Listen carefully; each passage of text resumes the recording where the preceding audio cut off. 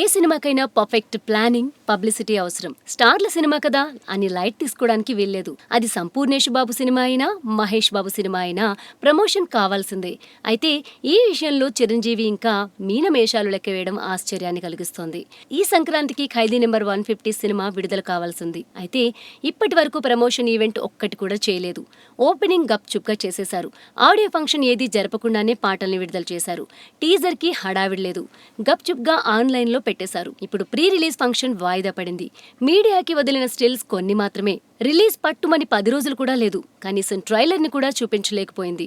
Release date ఇది అని చెప్పలేకపోతోంది. దీన్ని బట్టి మెగా టీం ఎంత దారుణమైన వైఫల్యాన్ని మూటగొట్టుకుందో అంచనా వేయొచ్చు. కనీసం ట్రైలర్ రిలీజ్ చేసినా బాగుండేది. ట్రైలర్ ని కూడా దాచి 7వ తారీఖున ప్రీ రిలీజ్ ఫంక్షన్ లో చూపిస్తారట. సినిమాని 11న విడుదల చేయాలన్న ప్లాన్ ఉంది.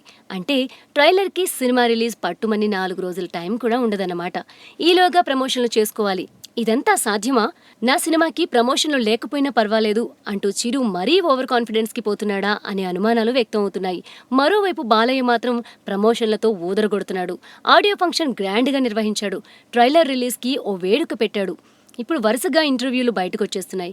చిరు మాత్రం ఇంకా పాతకాలపు పద్ధతుల్లోనే ఉన్నాడు. సినిమా సంగతేమో గానీ ప్రమోషన్ ప్లానింగ్ మాత్రం అట్టర్ ఫ్లాప్ అయింది. ప్రమోషన్ల విషయంలో చిరు ఎప్పుడు మేల్కొంటాడో ఏంటో.